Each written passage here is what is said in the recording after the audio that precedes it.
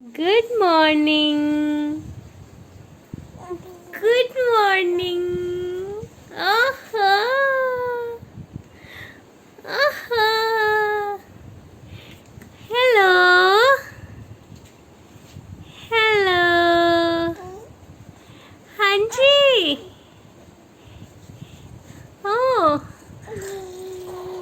Goo goo goo goo goo goo goo. Hello friends, welcome back to my channel. So आज का जो हमारा title है उससे देख के आप समझ ही गए होंगे कि हम डिस्कस करेंगे प्री नेटल विटामिन्स के बारे में, प्री नेटल टेबलेट्स के बारे में। फर्स्ट ऑफ ऑल हम डिस्कस करते हैं कि क्या रीज़न है, क्यों हमें जो आयरन और कैल्शियम की टेबलेट्स बोली जाती हैं, फॉलिक एसिड की टेबलेट बोली जाती है, क्या रीज़न है, क्यों हमें ज़रूरी हो जाता है ये टेबलेट्स लेना। सो ड्यूरिंग प्रेगनेंसी आपके शरीर में बहुत सारे हार्मोनल चेंजेस होते हैं। आपके बेबी को, फीटस को डेवलपमेंट के लिए काफ़ी न्यूट्रिएंट्स चाहिए, जिसके लिए जो आप खाना खाते हैं, चाहे आप जितना मर्ज़ी हेल्दी खाना खा लें, लेकिन जो रिक्वायरमेंट्स होती हैं स्पेसिफिकली आयरन की वो कंप्लीट नहीं होती है, कैल्शियम की नहीं होती है, जिसके लिए वो सप्लीमेंट्स दिए जाते हैं। एंड स्पेसिफिकली अगर मैं बात करूँ फीमेल्स में, तो ये जो आयरन हीमोग्लोबिन है आपका वो नॉर्मली कम ही रहता है। सो लेकिन इनको भी लेने का एक सही तरीका होता है, सही टाइम होता है। जैसे फॉलिक एसिड है, फॉलिक एसिड की जो टेबलेट्स होती हैं वो आपको फर्स्ट 3 मंथ्स बोला जाता है। कुछ लोगों को, जैसे मुझे बाद में भी बोली गई थी फॉलिक एसिड कुछ टाइम के लिए लेने के लिए टेबलेट। अभी अगर आप प्रिपेयर करना चाह रहे हैं, प्लान कर रहे हैं बेबी, तो आप उसके 2 या 3 महीने पहले से भी स्टार्ट कर सकते हैं। बट एक बार आप डॉक्टर से, गायनेकोलॉजिस्ट से कंसल्ट कर लीजिए कि आपको कौन सी जो फॉलिक एसिड की टेबलेट है वो स्टार्ट करनी चाहिए। सेकेंडली हम बात करते हैं iron and calcium. Iron and calcium जो टेबलेट है वो आपके 4th मंथ, जो आपका सेकेंड ट्राइमेस्टर होता है, उससे आपको ये स्टार्ट कर दी जाती हैं। अगर किसी का हीमोग्लोबिन काफ़ी कम है तो मे बी उनको गायनेकोलॉजिस्ट जो हैं वो पहले भी कर सकते हैं आयरन स्टार्ट 3 मंथ, मतलब with in first trimester, but ये बहुत रेयर चांस होता है। अदरवाइज़ 4 मंथ से आपको आयरन एंड कैल्शियम स्टार्ट हो जाएगा। अब इनको लेने का भी एक तरीका होता है, ऐसा नहीं है, क्योंकि नॉर्मली हम क्या करते हैं कि जब हम दवाई ले रहे हैं तो एक साथ हमने दवाई खा लेते हैं। सुबह ब्रेकफास्ट किया, उसके बाद आपने दोनों दवाइयाँ खा ली, बट ये तरीका गलत है। अगर आपने आयरन एंड कैल्शियम लेना है, फर्स्ट आयरन का हमें समझना पड़ेगा कि आयरन कभी भी, कोई भी कैल्शियम की अगर जो चीज़ है आप खा रहे हैं उसके साथ अगर आप खाते हैं आयरन की टेबलेट, तो वो एब्जॉर्व नहीं होता है प्रॉपरली। फॉर एग्जांपल, आपने मॉर्निंग में ब्रेकफास्ट किया, आपने उसमें दूध पी लिया या आपने दही खा लिया, और उसके बाद अगर आपने आयरन का टेबलेट लिया है तो वो एब्जॉर्ब उतना बेटर नहीं होगा। सो इसीलिए क्या करना है कि अगर आप कोई भी ऐसी चीज़ खा रहे हैं जो कैल्शियम से रिलेटेड है, जिसमें कैल्शियम आपको मिल रहा है, तो उसके अराउंड 2 घंटा बाद में या 2 घंटे पहले आप आयरन की टेबलेट लीजिए।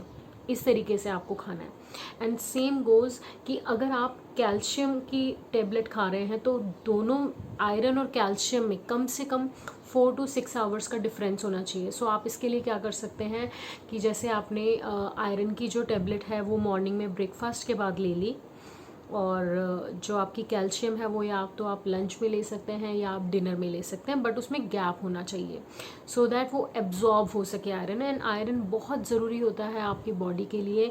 रीज़न बीइंग, आपको डिलीवरी के ड्यूरिंग ब्लड लॉस होता है। इवन आयरन की जो आपकी टेबलेट रहेगी वो आपको डिलीवरी के बाद भी बोली जाती है लेने के लिए। एटलीस्ट 1 या 2 महीना आपको रेकमेंड करते हैं, क्योंकि डिलीवरी के ड्यूरिंग जो ब्लड लॉस आपका होता है उसको कंप्लीट करने के लिए आपको आयरन ज़रूरी हो जाता है। कैल्शियम, आप डिफरेंस, मैंने दोनों में टाइम का डिफरेंस बता दिया है। अब आयरन एंड कैल्शियम के आप टेबलेट तो ले ही रहे हैं, सप्लीमेंट तो ले ही रहे हैं, उसके साथ साथ आप जो अपना खाना है उसमें भी ये चीज़ें ऐड करिए सो दैट आपको आयरन ज़्यादा से ज़्यादा मिल सके। आयरन के लिए सिट्रस फ्रूट्स जो होते हैं, आपने भी सुना होगा कि जैसे आप ऑरेंजेस खाइए, जैसे सर्दियों में अभी ऑरेंजेस आ जाते हैं तो आप ऑरेंजेस खाइए। जो अभी स्टेट्स होंगी, अगर कहीं पे ऑरेंज इस टाइम पे भी मिल रहा है तो ऑरेंज ज़रूर खाइए। अदरवाइज़ लेमन आप रोज़ पीजिए। आप ये भी कर सकते हैं, जैसे आपने मॉर्निंग में या इवनिंग में या लंच में कभी भी आप आयरन की टेबलेट ले रहे हैं, आप उसके साथ साथ 1 ग्लास नींबू पानी ज़रूर ले लीजिए। कोशिश करिए नींबू पानी जो आप ले रहे हैं उसमें ज़्यादा मीठा ना डालें। मीठा नहीं डालेंगे तो बेटर होगा, जस्ट हल्का सा काला नमक आप डाल सकते हैं। अगर आपने मीठा डालना है तो बहुत कम रखिए, बिकॉज़ प्रेगनेंसी के ड्यूरिंग आपको जेस्टेशनल डायबिटीज़ का भी रहता है, तो कोशिश करिए मीठे पे भी कंट्रोल रखें अपना, क्योंकि कई बार क्रेविंग्स आपको बहुत होती हैं प्रेगनेंसी में। कई बार आपको बहुत मीठा खाने का दिल करेगा, तो वो ऑलरेडी हमारा ज़्यादा हो जाता है, तो इसलिए थोड़ा सा कंट्रोल रखना पड़ेगा। तो आपने अगर नींबू पानी पिया, कोई भी अगर आप आयरन की टैबलेट के साथ साथ सिट्रस फ्रूट ले रहे हैं तो वो एब्जॉर्ब, जो आयरन है वो आपके बॉडी में, ब्लड में बहुत जल्दी एब्जॉर्ब होता है। सो इसीलिए क्या करें, जैसी टैबलेट लें आप 1 गिलास नींबू पानी पी सकते हैं, या आप कोई फ्रूट खा सकते हैं।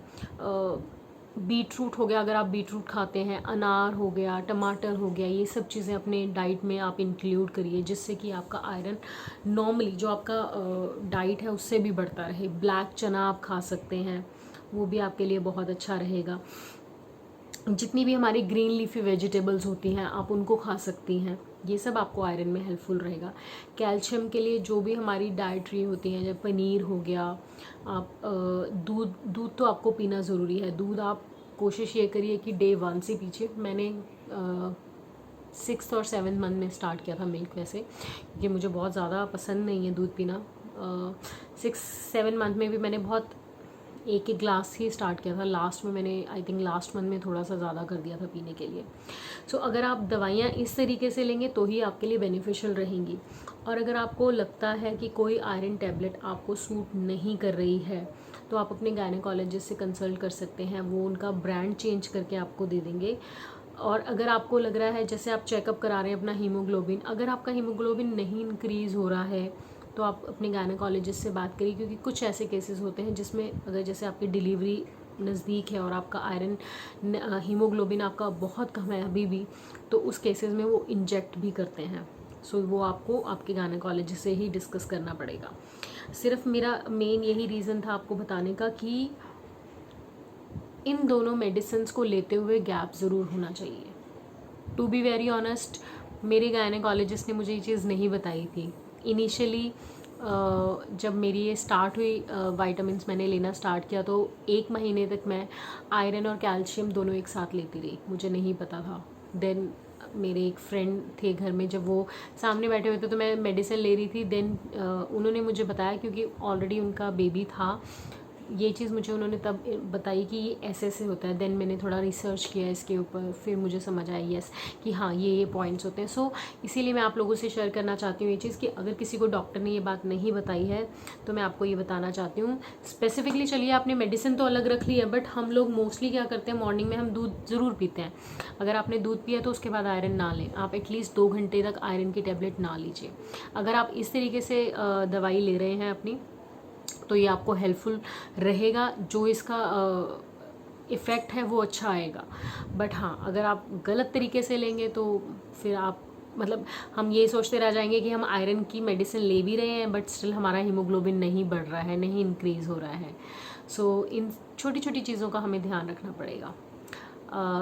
आप लोगों को कैसी लगी मेरी ये वीडियो मुझे ज़रूर बताइएगा, और अगर कोई इन्फॉर्मेशन आपको चाहिए इससे रिलेटेड तो प्लीज़ लेट मी नो। मेरी नेक्स्ट वीडियो आने तक आप अपना ध्यान रखिए। Till then good bye.